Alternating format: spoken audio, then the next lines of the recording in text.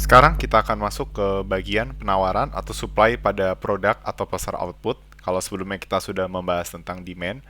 Nah, kita mulai dengan suatu penjelasan bahwa keputusan perusahaan dalam mensuplai barang atau menyediakan barang itu tergantung pada potensi atau keuntungan yang akan diraih.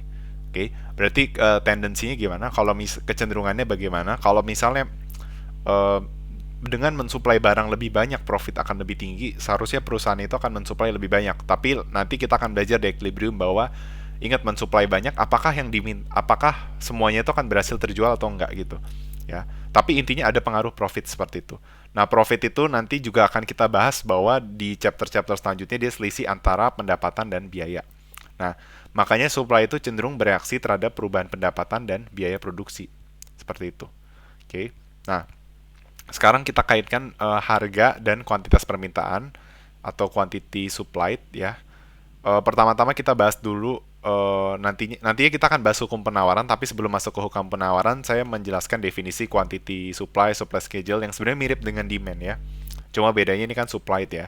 Jadi kalau quantity supplied itu adalah jumlah produk, ini kuantitas yang ditawarkan adalah jumlah produk tertentu yang perusahaan akan dan mampu untuk jual, ya akan dan mampu. Jadi dia harus mampu untuk menjual di harga tertentu selama periode waktu tertentu. Oke, itu adalah definisi dari quantity supply, kuantitas yang ditawarkan. Sedangkan supply schedule itu adalah sebuah grafik yang menggambarkan berapa banyak produk atau kuantitas yang akan dijual oleh perusahaan di harga yang berbeda, mirip dengan demand schedule. Lalu kurva penawaran atau supply curve itu adalah sebuah grafik yang menggambarkan berapa banyak produk yang tersedia itu akan dijual oleh perusahaan di harga yang berbeda. Ingat yang akan dijual ya. Lalu setelah itu kita udah tahu supply schedule, supply curve, dan quantity supply. Nah sekarang kita bahas tentang the law of supply. Nah ini berbeda dengan the law of demand, di mana hubungannya itu bukan inverse relationship tapi dia positive relationship. Ya di mana ada hubungan yang berbanding lurus antara harga dan kuantitas penawaran. Ceteris paribus. Jadi kalau harga barang naik, kuantitas penawaran akan naik. Tapi kalau harga barang itu turun, maka kuantitas yang ditawarkan itu akan turun.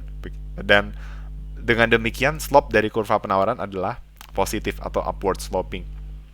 Bagaimana intuisinya? Kalau di permintaan kita udah paham ya. Logikanya kalau harga barang itu naik, berarti kan dia punya pilihan untuk beralih ke barang lain. Atau bisa jadi nggak usah ngomong beralih deh. Dengan income yang sama, berarti dia hanya bisa membeli barang lebih dikit. Itu alasan kenapa quantity demand itu turun untuk suatu barang ketika harga itu naik. Nah, bagaimana intuisi ketika supply itu, the law of supply itu positif, ya? Intuisinya adalah kalau harga barang yang ditawarkan itu meningkat, berarti seharusnya profit itu juga ikutan meningkat, gitu. Karena nanti profit itu kan selisih antara penerimaan sama pengeluaran, di mana unsur penerimaan itu ada unsur harga. Di sini saya belum mau menyinggung dulu fungsi profit, ya kejauhan. Nah, jadi kalau harganya naik, itu seharusnya profit akan naik. Jadi kesediaan produsen untuk menjual barang itu akan lebih tinggi. Itu alasan kenapa dia kalau harga naik, itu kuantitas yang ditawarkan itu akan naik seperti itu. Oke, okay? Nah tetapi kita harus tahu juga apa yang menjadi penentu dari penawaran ya, other determinants of supply. Jadi yang mempengaruhi itu ada biaya produksi, ini yang menjadi pengaruh utama ya, terutama di pasar persaingan sempurna, yaitu cost of production. Nah definisi dari cost of production itu adalah harga input dari input produksi. Jadi ada input labor, input capital, dan input tanah. Nah seringkali kita lebih sering dihadapkan dua jenis input, yaitu input capital dan input labor atau input tenaga kerja ya. Nah, kalau input capital itu sewa ya, sama seperti input tanah sewa, tetapi input labor itu satuannya upah atau wage ya. Itu disimbolkan pakai huruf W, W kecil. Nah, sebenarnya kalau capital bisa pakai unsur R kecil ya, tetapi beberapa referensi nantinya kalau kita belajar intermediate itu capital itu pakai V, dan saya tidak tahu sebenarnya singkatan dari V itu apa. Tapi sebenarnya kan saya tahu kenapa dipakainya V bukan R, karena R itu lebih mengacu pada rent untuk land. Karena istilah rent untuk land itu lebih tepat karena memang kita menyewa tanah misalnya. Tapi capital juga kita menyewa, tapi sewanya berbeda. Jadi mungkin rent tapi nggak pakai R lah, dibikin aja pakai V gitu. Ya. Jadi seperti itu. simbolnya pakai V di sini. Lalu selain jadi biaya produksi ini nantinya kalau di persaingan sempurna ini yang paling banyak kita analisis ya. Lalu harga barang terkait dengan produk ya. Karena dengan asumsi bahwa tujuannya adalah untuk memaksimumkan keuntungan si perusahaan, maka perusahaan itu memutuskan kuantitas yang ditawarkan itu bergantung pada harga-harga terkait produk, yaitu selain harga input apa? Harga barang dan jasa itu, lalu biaya produksi tadi udah ya. Nah, biaya produksi itu berkaitan dengan teknologi ya. Nah, kenapa teknologi itu bisa mempengaruhi si supply dari suatu barang? Alasannya adalah seperti ini. Karena teknologi itu akan menentukan efisiensi produksi ya. Jadi penggunaan teknologi yang lebih efisien itu menyebabkan capital dan labor yang sama lebih produktif. Nah, biar gampang, ini kan dalam bentuk kalimat mungkin sulit dipahami. Menggambarkan efisiensi itu sebenarnya kan inti efisiensi itu artinya dia lebih produktif gitu kan. Nah, saya kasih contohnya yang gampang seperti ini. Misalnya ada suatu perusahaan, itu perusahaan A sama perusahaan B, anggap dia itu menggunakan capital dan labor yang identik. Taruhlah capitalnya 50 dan labornya itu 100. Nah, perusahaan A itu bisa menghasilkan 1000 unit dalam sehari dengan menggunakan 50 unit capital dan 100 unit labor. Tapi perusahaan B itu bisa menghasilkan 1500 unit. Nah, ini akan dibahas lebih detail di materi production process, masih chapter 7. Tapi intinya ini adalah dampak dari teknologi. Dengan capital labor yang sama, total capital dan total labor yang sama, dia bisa menghasilkan lebih banyak, lebih produktif. Nah, itu ya berarti dia lebih efisien. Gitu. Jadi itu dampak dari efisiensi produksi itu seperti itu ya. Efisiensi produksi itu berarti dengan resource yang sama dia bisa diutilisasi, istilahnya tuh utilisasi itu dimanfaatkan benar-benar gitu ya. Lalu juga yang ketiga, saya nggak mau bahas terlalu dalam karena nanti ada chapter yang membahas tentang teknologi dan lain sebagainya. Yang ketiga itu adalah harga produk terkait, itu juga mempengaruhi ya. Nah, jadi seperti itu yang membuat supply itu ada penentu supply. Dan sekarang sama seperti saat kita membahas demand, ada pergeseran dan pergerakan ya. Bedanya sekarang shift of supply, kalau pergerakan itu movement along a supply curve. Nah, ini harusnya key S ya. Nah, jadi key S itu key supply ya, quantity supplied ya. Itu dipengaruhi, ceritanya sama kayak demand ya. Yang variabel independennya itu hanya P, dipengaruhi oleh harga barang. Sorry, ini bukan harga barang lain. Dan faktor-faktor di luar harga barang dianggap konstan. Nah, kalau tadi konstantanya A, ini konstantanya min C. Mungkin kalian bingung kenapa konstantanya min C, nanti saya akan jelaskan. Dan slope-nya itu adalah D. Nah, kenapa slope-nya D? D positif ya, karena kan delta QS per delta P itu lebih besar dari 0 kan. Dia hubungannya harus berbanding lurus antara harga dan kuantitas seperti itu. Nah, jadi perubahan pada kuantitas penawaran, ini mirip-mirip dengan penjelasan di demand, jadi saya nggak mau terlalu dalam lagi ya, karena harusnya udah ngerti. Perubahan pada kuantitas penawaran pada periode tertentu, ya, kalau kuantitas penawaran yang berubah, kalau QS yang berubah, ya, itu dia hanya movement along the curve. Dan itu murni disebabkan oleh perubahan harga barang itu sendiri ya. Mungkin saya recall cepat aja karena ini udah dijelaskan tadi ya. Misalnya QS-nya itu kan min C plus DP. Taruhlah QS-nya itu min 100 plus P. Ya kan? Kalau P-nya 30, kalau P-nya 300, QS-nya 200.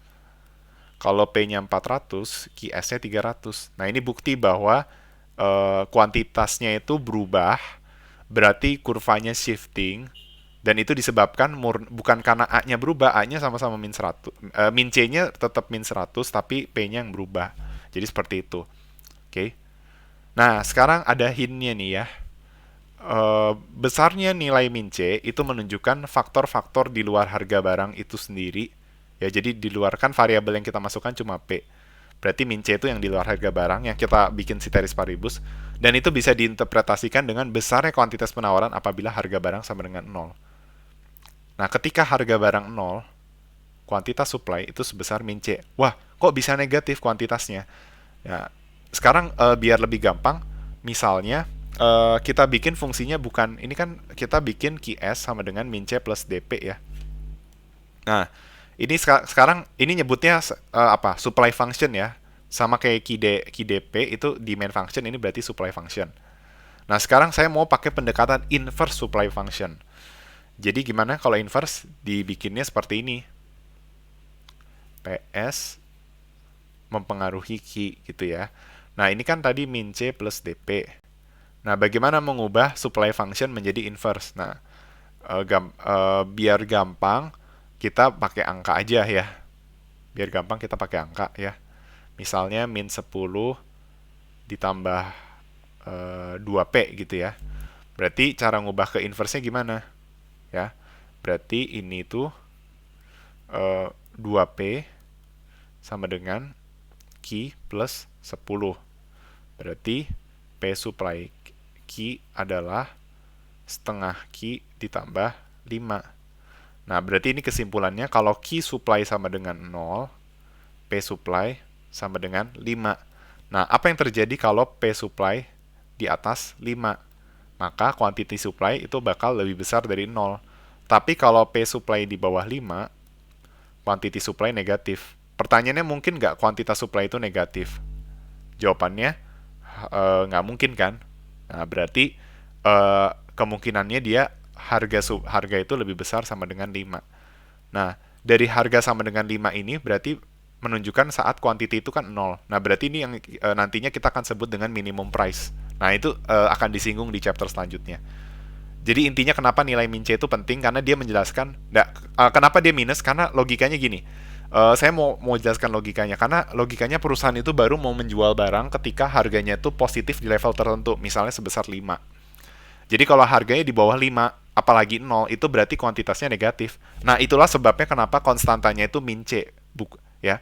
Boleh nggak dibikin C? Boleh. Tapi kalau misalnya dibikin QS sama dengan C plus DP, harus dibikin keterangan C itu kurang dari 0. Nah, kalau saya bikin QS sama dengan min C plus DP, berarti saya bikinnya C lebih besar dari 0. Kenapa? Karena saya udah minus. Sesuatu yang lebih besar dari 0 diminusin jadi kurang dari 0. Kayak gitu ya. Itu hanya untuk intuisinya aja, saya nggak mau terlalu dalam. Lalu berarti kalau lawannya perubahan pada penawaran ya, itu berarti fungsi penawaran berubah atau kurva penawarannya itu mengalami shifting. Lagi-lagi itu disebabkan karena di luar harga barang itu sendiri ya. Karena min C-nya berubah. Misalnya QS min 100 plus P ke QS min 80 plus P. Nah, ini min C-nya yang berubah, berarti ini faktor-faktor di luar harga barang. Contohnya harga input, teknologi, dan lain sebagainya. Hal ini juga terjadi karena fungsi penawaran berubah atau tidak sama lagi. Dari fungsi penawaran di atas kita dapat melihat bahwa perubahan faktor-faktor di luar harga barang akan menyebabkan terjadinya perubahan QS yang dipicu oleh perubahan nilai min C, sekalipun P tidak berubah. Ya, ini kan kalau min C-nya berubah, P-nya tetap sama. Misalnya P-nya 200, berarti QS-nya yang berubah gitu. Oke. Nah, ini adalah contoh pergeseran kurva penawaran dari kedelai atau soybean setelah adanya pengembangan teknologi. Jadi kalau kalian mungkin mengenal sektor pertanian, biasanya tuh suka ada bencana ya, baik hama segala macam. Nah, ceritanya diberikan new disease resistant seed strain ya. Jadi penangkal dari bencana untuk biji-bijiannya gitu.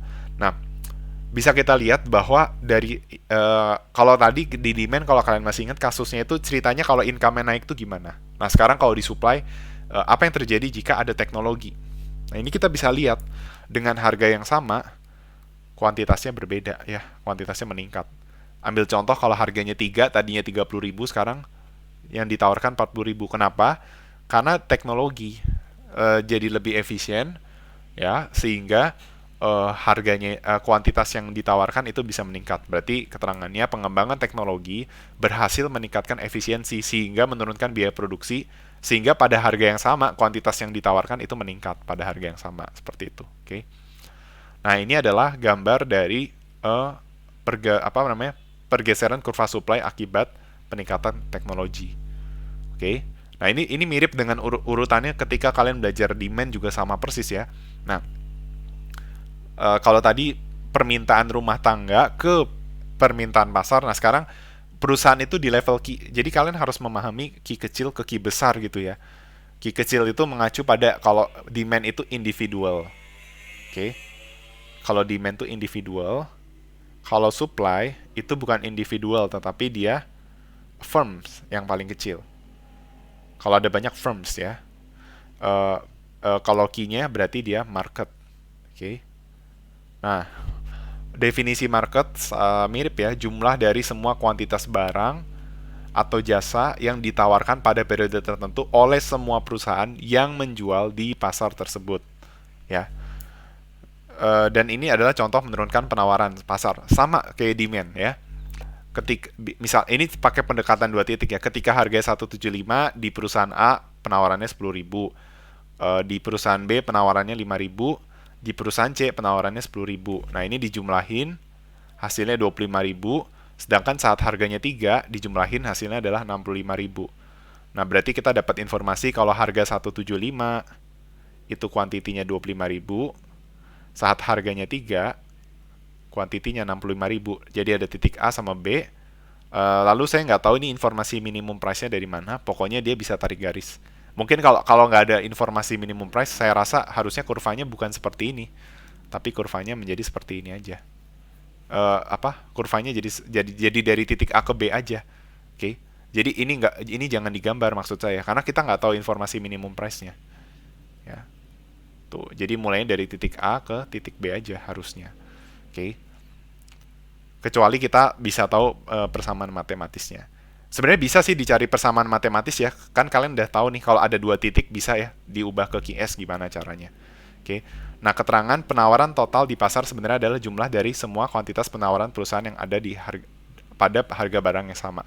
Jadi bisa ya kalau misalnya saya kasih contoh soal QS misalnya firm 1, firm 2 sama firm 3. Yang satu itu min 10 plus P, yang ini min 5 plus P, yang ini yang perusahaan kedua min 5 plus P. Ini P1, P2, P3. Nah, berarti ini market supply-nya adalah pertama P-nya dijumlahkan di mana kita bikin P sama dengan P1, P2 dan P sama dengan P3. Maka kalau dijumlahkan ini jadi plus 3P.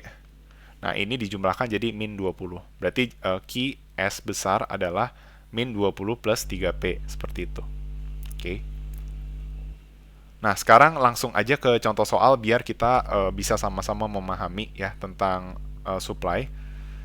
Which of the following move the pizza market up along a given supply curve? Ya, yang bisa membuat move ya, berarti dia movement, berarti dia apa? Movement itu hanya dipengaruhi harga barang itu sendiri. Berarti kalau pizza adalah harga pizza. Nah, tapi dibilang ke atas.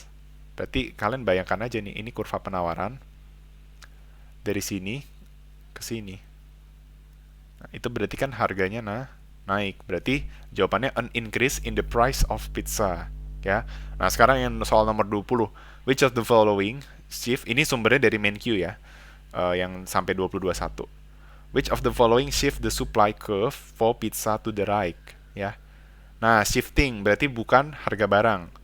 Kalau berarti ketika ada kata price of pizza itu udah pasti salah. Nah, tapi sekarang masalahnya bergeser ke sebelah kanan untuk pizza. Berarti coba kita kaji jawabannya kan B. Coba kita yang B nih. Kenaikan harga price of root beer komplement dari pizza. Nah, ini lebih kaitannya sama demand ya. Kalau harga root beer naik, berarti kuantitas yang diminta terhadap pizza itu turun sebagai barang komplementer. Tapi kuantitas penawaran enggak. Terus yang D nih, a kitchen fire that destroy a popular pizza joint. Ini pengaruh ke supply apa enggak? Pengaruh, karena dengan adanya bencana, itu pasti akan mempengaruhi supply dari cost of production. Tapi ini bukan menggeser ke sebelah kanan, tapi ke sebelah kanan, atau to the left. Berarti jawabannya adalah yang C, ya. Ketika harga inputnya turun, yaitu harga cheese. Berarti kan pola pikirnya seperti ini, ya. Pertama, jadi sebenarnya belajar demand supply mirip-mirip ya. Kita belajar dari demand baru supply, berarti harga cheese itu turun,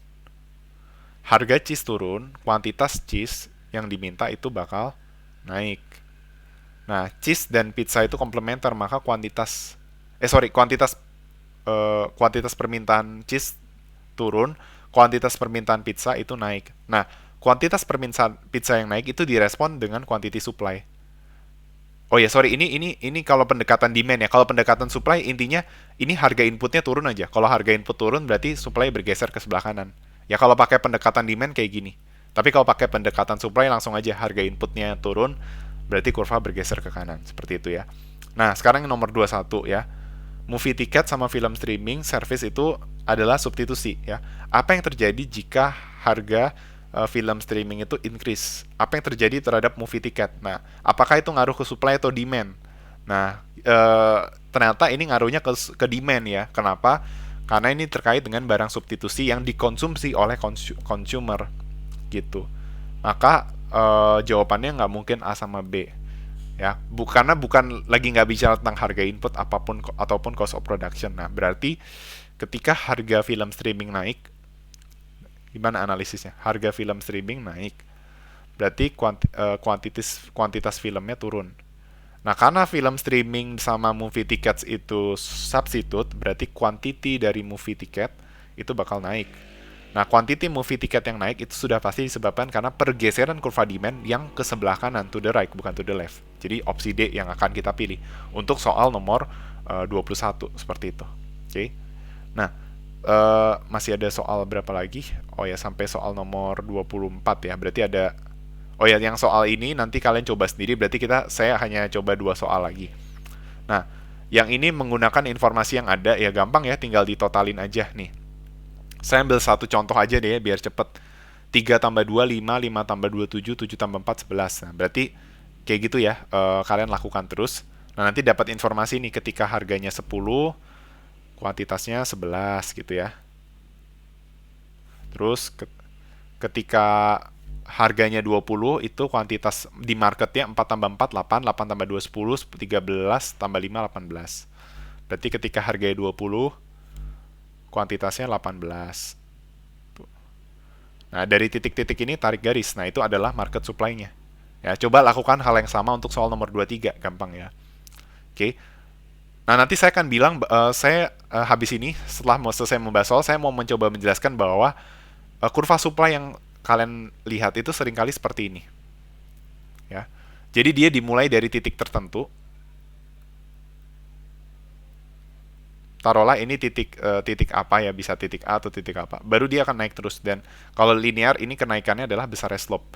Nah, ya, saya mau menyampaikan bahwa konsep ini udah bener nih. Kalau kalian menggambar kurva supply kayak gini, ini sebenarnya udah bener. Karena dia mengasumsikan bahwa perusahaan itu baru mau mensuplai barang di level harga positif tertentu, misalnya $5. Karena ada juga orang yang menggambar kurva supply itu seperti ini. Dan menurut saya ini misleading. Mana mungkin perusahaan itu mau memproduksi kalau harganya udah di atas nol sedikit mungkin gitu. Kecuali industrinya ini nggak butuh biaya sama sekali. Jadi dia willingness tuh apa untuk dibayarnya tuh $0 pun udah bisa. Di atas nol tuh dia mau menyediakan barang. Tapi kan umumnya industri-industri itu pasti ada biaya produksi. Makanya saya lebih setuju yang kurva supply seperti ini. Kurva supply seperti ini bisa kita setujui kalau dia tidak ada biaya produksinya. Seperti itu. Oke. Nah, terus jadi nanti saya akan bahas bahwa ini yang paling bagus, maksudnya dibandingkan yang saya gambar tadi ya, di mana kurva supply dimulai dari titik 0, P0 Q0, lebih baik dimulai dari sini, ada interceptnya. Nah, tetapi ternyata ini juga nggak kalau tadi hanya merepresentasikan industri yang tidak ada biaya produksi. Nah, ini industri yang mencerminkan biaya produksi. Nah, nanti akan saya jelaskan kurva yang lebih representatif dari kurva ini seperti apa. Nah, nanti lihat aja ya. Kita bahas dulu soal terakhir, soal nomor 24 ya. Kita diminta untuk mencari error dari setiap pernyataan di bawah ya. The following statement. Coba kita lihat ya. Demand increase ya, permintaan naik itu menyebabkan harga barang meningkat. Nah, kalau kalian dengar demand increase, bayangkan kurva demand itu bergeser gitu ya. Bener ya, harga akan meningkat tuh. Oke. Nah, karena harganya meningkat itu, gara-gara harga meningkat itu demand akan turun. Sehingga harga akan jatuh ke original level. Nah, ini respon dari aku ya, karena setiap pernyataan ada errornya. Nah, respon dari aku gini. Peningkatan harga akibat permintaan yang meningkat dipengaruhi oleh preferensi konsumen, itu berarti pengaruhnya kemana? Kalau kita belajar fungsi permintaan itu QD sama dengan Amin BP, lagi-lagi itu pengaruhnya di A, ya berarti benar ya, karena preferensi konsumen itu meningkatkan mengubah KD dan itu meningkatkan keseimbangan harga dan equilibrium. Oke. Nah, tapi kalau kenaikan biaya produksi itu berbeda, ya. Nah, harga bisa jatuh ke level semula ketika ada adjustment di jangka panjang. Nah, tapi penjelasan itu nggak ada, makanya istilah harga meningkat harga meningkat menyebabkan demand jatuh itu salah. Karena kalau harga meningkat menyebabkan demand jatuh itu beda kasus. Kalau ini kan kasusnya demand meningkat menyebabkan harga itu meningkat. Nah, kalau higher price cause demand to fall itu peristiwanya bukan seperti ini. Peristiwanya seperti apa? Peristiwanya tuh seperti ini. Kalau tadi kan peristiwanya begini ya. Yuh, harganya meningkat. Kuantitasnya juga ikutan meningkat. Oke. Nah, bagaimana kalau seandainya gara-gara harga meningkat demand tuh turun? Nah, itu terjadi kalau kasusnya adalah peningkatan biaya produksi, bukan perubahan pada demand. Jadi seperti ini nih. Ini demand, ini supply. Nah, kan mula-mula di sini nih. Harga, ini quantity gitu kan. Nah, kalau ada peningkatan biaya produksi, supply itu geser ke kiri atas. Gitu.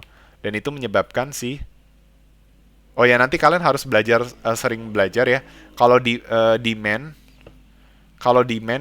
dan supply ini bedanya. Intinya kalian mesti tahu ya. Kalau dia ke kiri sama ke kanan, itu intinya kalau ke kiri itu output turun, ya. Kalau ke kanan output itu naik, ya. Tapi kalau supply itu kiri atas, kanannya kanan bawah. Kalau demand kanan atas sama kiri bawah, ya. Tapi kalian biar gampang ingetnya kiri kanan aja sih ya. Nah, intinya kalau supply ke kiri, itu kan intinya penyebabnya harga equilibrium itu naik, kuantitas equilibrium turun. Nah, ini terjadi ketika cost of production itu meningkat. Oke. Kalau ke kanan, harga equilibrium turun, kuantitas equilibrium naik. Nah, ini terjadi kalau cost of production itu turun. Oke. Nah, kalau demand geser ke kiri itu berarti apa? Harga equilibriumnya turun, kuantitas equilibriumnya itu kalau demand geser ke kiri, benar ya, harga equilibrium turun, kuantitas equilibrium turun. Nah, ini berarti karena faktor-faktor di luar harga, berarti lebih mengacu ke preferences atau income dan sebagainya, itu yang turun. Tapi kalau demand ke kanan atau kanan atas, itu keduanya naik. Ini kalian mesti tahu. Nah, ini lebih jelas nanti di pembelajarannya equilibrium ya. Ini penting nih. Oke. Nah, tapi balik lagi ke sini, apa namanya? Ketika supply-nya bergeser ke sini, itu kan sama-sama harga naik. Nah, tapi demand-nya jatuh.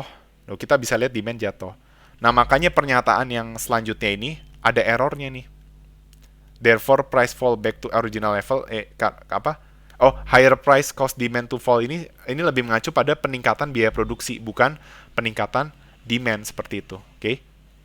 Nah, sedangkan yang B, the supply of meat in Russia increase, ya. Supply meat-nya naik sehingga harga jatuh, bener ya? Kan ini demand, ini supply. Nah, ketika supply naik, harga keseimbangan itu jatuh. Itu betul. Nah, lower price mean that demand for meat Russia will increase. Nah, lagi-lagi demand-nya tidak berubah. Nah, di sini nih salahnya. Ya, demand-nya nggak berubah. Quantity equilibrium naik karena supply-nya yang bergeser ke kanan, bukan karena demand-nya meningkat. Oke. Nah, sekarang kalian bisa koreksi opsi C dan D, errornya di mana? Silakan dilihat aja. Nah, sekarang sebelum saya mengakhiri pembahasan, saya ingin menjelaskan ini sih, bahwa kurva supply yang lebih bagus atau lebih representatif itu seperti ini. Ya. Kurva supply yang lebih bagus itu seperti ini. Saya akan coba gambarkan. Nah, ini Q, ini P. Nah, pertama-tama dia harus dimulai di titik tertentu yang di atas 0. Lalu ini asumsinya masih linear ya. Jadi linear non-linear tuh sebenarnya lebih bagus non-linear karena kenyataannya non-linear, tapi untuk menyederhanakan linear aja. Nah, tapi begini nih.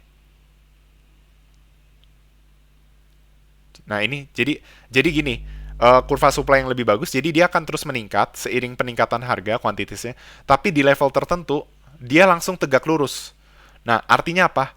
Q tidak berubah sekalipun harga itu naik dari level sini ke level dan seterusnya.